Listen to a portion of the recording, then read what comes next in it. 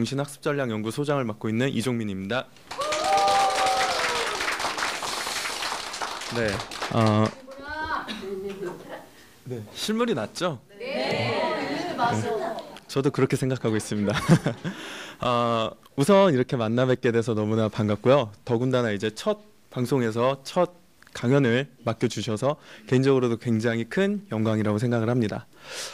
제가 강연을 시작하기 전에 저도 한 가지 질문을 드리고 문제를 드리고 시작을 하도록 하겠습니다. 정말 솔직하게 적극적으로 임해주셔야 되는데요. 어느 정도로 솔직해야 되냐면요.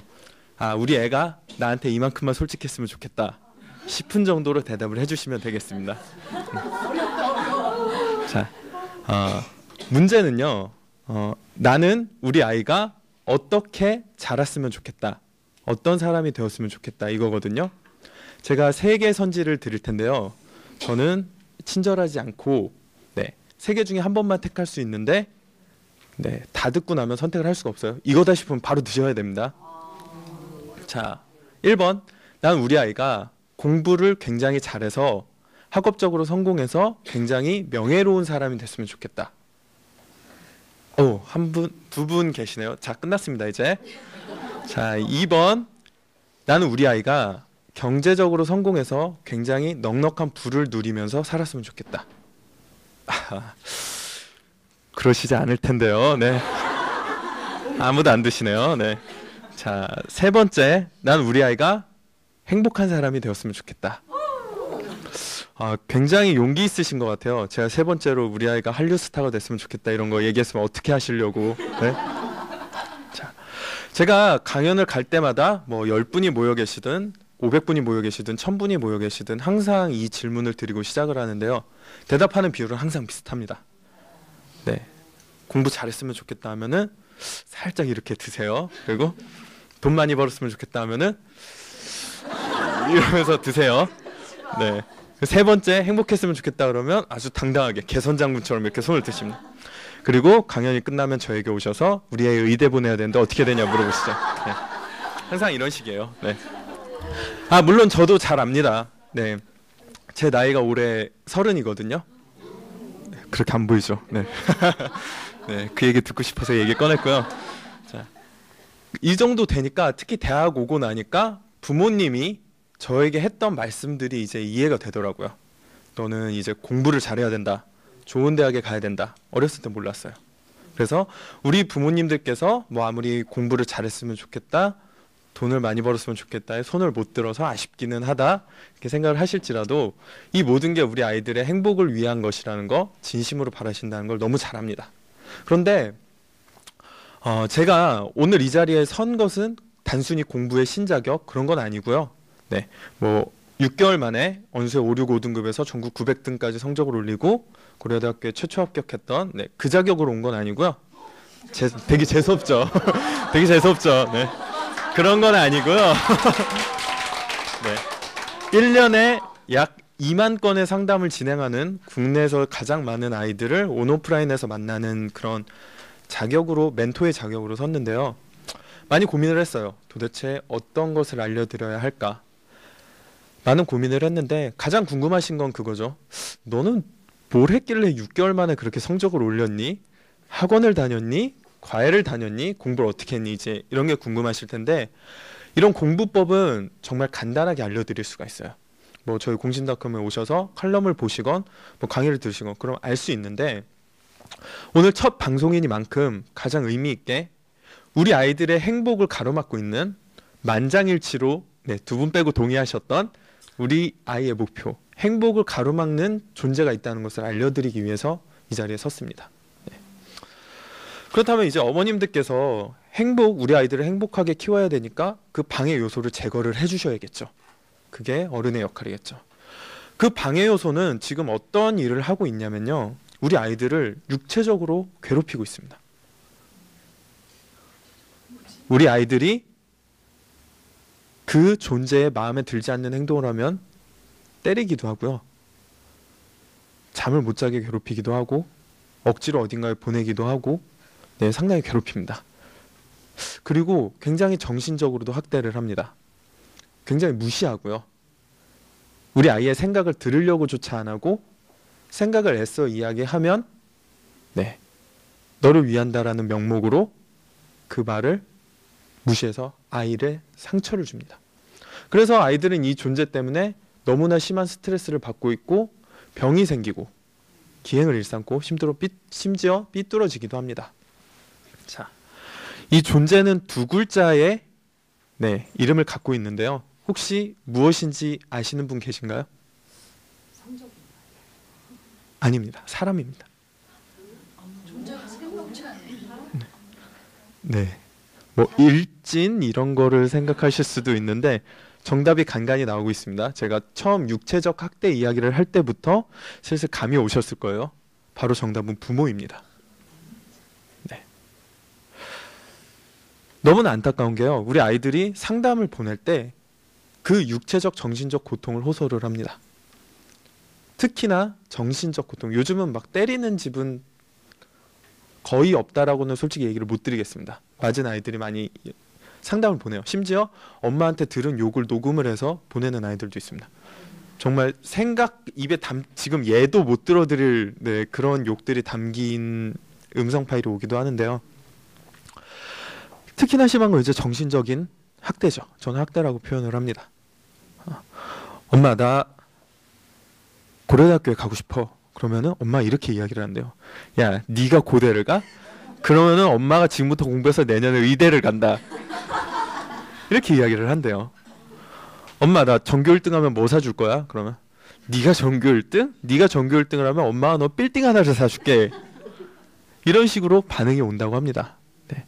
이렇게 육체적 정신적으로 학대를 받고 있는 우리 아이들이 행복할 수 있을까요? 절대 행복할 수가 없을 거라고 저는 확신을 합니다. 제가 얼마 전에 상담을 진행을 했었는데요. 어떤 여자아이가 이제 막 고등학생이 되는 여자아이가 부모님의 손을 잡고 왔습니다. 그래서 이제 상담을 시작합니다. 네, 가명으로 원영이라고 할게요. 원영아, 너는 왜 공부를 하니? 엄마가 학원에 보내서요. 이렇게 이야기를 합니다. 그럼 너는 공부를 해서 가고 싶은 대학이 있니? 아니요, 뭐 그냥 하다 보면 어디든 가겠죠. 그랬더니 갑자기 옆에서 엄마가 착 채갑니다. 이야기를. 우리 애가 너무 착하고 머리가 좋아서 수학학원 하나만 보내줬더니 수학이 수가 나오는데 다른 걸 못해서 국어랑 사회가 미가 나온다고. 이게 얘의 제일 큰 문제라고 이렇게 얘기를 합니다. 그러면서 계속 이야기를 해요. 묻지도 않았는데 우리 애는 너무 착하고 머리가 좋은데 노력을 안 하고 고등학교 가면은 더 노력해야 되는데 그게 안 되고 선생님 이걸 어떻게 해줘야 되죠? 어떻게 해야 되죠? 애가 고개를 숙이기 시작하죠. 그리고 앞을 안 쳐다보기 시작합니다. 말렸습니다. 어머님, 그 이야기가 아이의 목을 죄고 있다고. 아이의 입장에서는 어떻게 받아들일까요? 나는 엄마의 말대로 너무 머리가 좋고 그런데 엄마가 보내는 학원에도 가서 학원을 다녀서 성적이 나오는데 왜 우리 엄마의 만족을 못 시켜주는 걸까? 나는 왜 생전 처음 보는 이 오빠 앞에 와가지고서 이런 이야기를 들어야 하나? 많이들 경험해 보셨을 거예요. 학원에 아이 손을 붙잡고 간다거나 생전 처음 보는 과외 선생님을 단지 공부 잘한다는 이유만으로 애 옆에 앉혀놓는다거나. 과연 아이들이 그런다고 공부를 할까요? 네, 물론 마음은 압니다. 제가 어머님들이 왜 아이들을 학원에 보내는지도 잘 알아요. 왜 보내죠? 우리 애가 그냥 내 눈앞에 있는 게 싫죠. 그게 마음에 안 드는 거죠. 그쵸? 네, 그 핵심은 불안함입니다. 그런데 이 모든 게 우리 아이들 행복을 위해서 그리고 공부를 위해서라고 하는데 과연 어머님들은 우리 아이들이 어떻게 하면 행복해지고 어떻게 하면 공부를 잘하게 되고 어떻게 하면 돈을 잘 버는지를 아느냐? 이게 위험해지는 거라는 것입니다. 지금 전 세계 대학생들이 가장 취업하고 싶어하는 기업이 1위가 어딘지 아세요? 네, 삼성도 좋은 기업이지만 전 세계 학생들이 꿈꾸는 곳은 구글입니다. 구글 홈페이지 가보셨죠? 딸랑 5글자 있죠? 구글. 네, 네. 전 세계 1위 기업인 구글에 왜 대학생들이 가고 싶은지 설명하실 수 있나요? 네, 네. 물론 그런 것도 있죠. 더 큰 문제는 세계 1위 구글의 스펠링은 6글자인데 제가 5글자라고 했는데도 아무도 모르신다는 거죠. 네. 이토록 세상은 빠르게 돌아가고 있는데 어머님들의 시각은 어른들의 시각은 어쩔 수 없이 현재에 맞춰줄 수밖에 없어요. 여러 가지 비극이 있었죠. 사범대 열풍에 사범대를 갔던 학생들은 살인적인 임용고시 경쟁률 때문에 갈 곳을 잃었고, 네, 허준과 이영애가 만들었던 한의대 열풍에 타서 한의대에 갔던 학생들은 적성을 못 찾고 반토막 이상 난 한의사들의 수입을 바라보면서 지금 현실을 살고 있습니다. 나중에 어떻게 책임을 질 거냐 이거죠. 네. 부모님들은 이야기를 합니다. 자식들이 부모의 가슴에 대못을 박는다고 이야기를 하죠. 그런데 제가 지켜본 바로는, 물론 저도 부모님 가슴에 못 박기는 했지만, 제가 지켜본 아이들은 부모님의 가슴에 못을 박고 있지만 자신들의 가슴에도 부모님이 박아놓은 못을 박고 피를 흘리고 있습니다. 그리고 그 상처는 절대 지워지지가 않습니다. 이제 그만 못을 박으세요, 아이들에게. 자, 그렇다면 궁금해지시죠? 도대체 그럼 우리 아이들에게 어떤 식으로 지도를 해야 하는가, 어떻게 이야기를 하는가. 애들은 엄마랑 단둘이 안 있으려고 그러잖아요. 특히 아들들은. 그렇죠? 네, 욕심은 살짝 버리세요. 대학교 가면 친해져요. 네, 아이가. 자, 제가 상담했던 사례를 마지막으로 들려드리고, 네, 조금 느끼는 게 있으셨으면 하는 마음으로 네, 강연을 마치도록 할게요. 제가 중학생 한 명을 이제 상담을 하게 됐어요. 근데 그 학생이 저에게 상담 메일을 보냈을 때 제목이 뭐였냐면요, 부모님에게 꿈을 부정당한 저는 모든 걸 포기하고 싶어요. 이게 16살짜리 아이가 제목으로 붙인 편지입니다. 이 아이가 공부를 굉장히 잘했어요. 예전에는 우리나라의 뭐 학벌의 상징이 KS 라인이라고 있었잖아요. 경기고 서울대 라인. 요즘은 바뀌었죠. DDDS라고. D초등학교, D중학교, D외고, S대. 네, 이렇게 바뀌었습니다. 그런데 이 학생은 그 D중학교에서도 전교에서 손꼽히는 아이예요. 영재교육까지 받고 있고, 그 영재교육 내에서도 굉장히 두드러지는 성적을 보이고 있습니다. 그런데 이 아이가 꿈이 뭐냐면요, 꿈이 만화가예요. 자, 다시 한번 질문을 드리겠습니다. 우리 아이가 전국 중학생들 중에 10손가락 안에 들어요, 공부 실력이. 근데 우리 아이가 만화를 그리면 행복하겠대요. 자, 그래서 외고에 안 보내고 판검사의 꿈을 버리고 애니메이션 고등학교에 진학을 시켜주실 수 있는 부모님 계신가요? 네, 3분 계시네요. 네, 저는 잘 모르겠어요. 저는 제가 부모가 아직 못 됐지만 제 애가 그런다 그러면 저는 못 보낼 것 같아요, 애니메이션 고등학교에. 그렇죠? 그러니까 이제 또다시 서로의 가슴에 대못을 박는 일이 발생을 하기 시작합니다. 부모님은 당연히 말도 안 되는 소리 하지 마라. 너는 당연히 외고에 가서 서울대 가야 한다. 아이는 이렇게 표현을 합니다. 엄마 아빠한테 꿈을 짓밟혔다고. 세상 모두가 등을 돌려도 단 하나 등을 돌리지 않는 사람이 있다면 그건 어머니겠죠. 그런데 그 어머니가 다른 사람들보다 앞장서서 자신의 꿈을 짓밟고 있습니다. 이런 상황에서 아이가 공부를 하게 될까요? 네, 다 포기하겠다고 보냈어요. 만화가도 포기하고 공부도 포기하겠다고.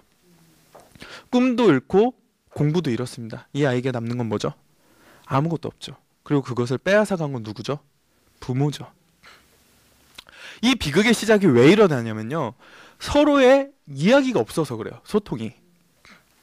그리고 머릿속에 선을 지어놓은 그대로를 그냥 남북 분단된 것처럼 아예 벽을 쌓아놓고 소통을 하지 않습니다. 자, 제가 어떤 식으로 상담을 했는지를 말씀을 드릴게요. 이 아이는 결국 외고에 진학을 했습니다. 어떻게 했느냐? 네, 가명으로 원호라고 할게요. 원호야, 너는 공부를 열심히 해서 반드시 외고에 가라. 그리고 서울대학교에 가라. 그러면 너는 국내 최고의 인재들과 어울려서 공부를 하고 토론을 하며 최고의 지성이 될 수 있다. 그리고 대학교 가서 우리나라 최고의 석학들에게 가르침을 받고 또 그곳에서 전국에서 가장 똑똑한 아이들과 경쟁하며 너의 지적 수준을 훨씬 더 높일 수 있다. 그리고 너는 그 과정에서 절대 만화를 손에서 놓지 말아라. 그러면 너는 최고의 지성을 그려낼 수 있는 전 세계 단 한 명뿐인 만화가가 될 수 있다. 선택은 네가 하는 것이다. 애니메이션 고등학교에 가서 그냥 누구나 그릴 수 있는 만화를 그릴 것을 선택하느냐, 아니면 공부를 해서 단 하나 돋보이는 만화가가 될 것이냐. 네가 선택을 해라. 아이가 무엇을 선택했을까요? 당연히 현명한 선택을 내렸습니다. 여기서 생각해야 될 건 뭐냐면요, 우리 아이들이 이야기를 하는 것을 1부터 10까지의 의미로 해석할 수 있으면은 제발 가장 최악의 의미로 해석을 안 해주셨으면 좋겠다는 겁니다. 아이가 하고 싶은 게 있다고 하면 그것을 어떻게 키워줄지를 생각하셔야지, 내가 정해놓은 길로 따라가지 않는다고 해서 아이를 그 길로 억지로 끌어서는 절대 안 된다는 것입니다. 네. 그래야 서로의 가슴에 대못을 박지 않고 서로의 상처를 보듬으며 네, 행복한 아이를 만들 수가 있습니다. 네, 이 점 꼭 명심을 해주시기 바랍니다. 네, 그리고 제가 준비한 그림이 있는데요. 네, 네, 이게 뭐죠? 하늘이죠. 하늘이 영어로 뭐죠? 네, 한번 눌러주시겠어요? 자, 그러면 마지막 기습 질문입니다. 스카이가 우리말로 무슨 뜻이죠? 그 뜻 말고 머릿속에 떠오르시는 게 있으실 텐데요. 서울대, 고려대, 연세대죠. 재밌죠? 네, 하늘은 영어로 스카이인데 스카이는 우리말로 서울대, 고려대, 연세대입니다. 네, 자 이제 당분간은 머릿속에서 이 스카이가 명문대라는 생각은 지워주시고요. 우리 아이들과 함께 하늘을 볼 기회를 좀 더 가지셨으면 좋겠습니다. 아이들과 하늘을 보면서 아름다운 자연에 대해서 이야기를 했던 기억이 있으신가요? 네, 이제부터 꼭 만들어 가시길 부탁드리겠습니다. 감사합니다.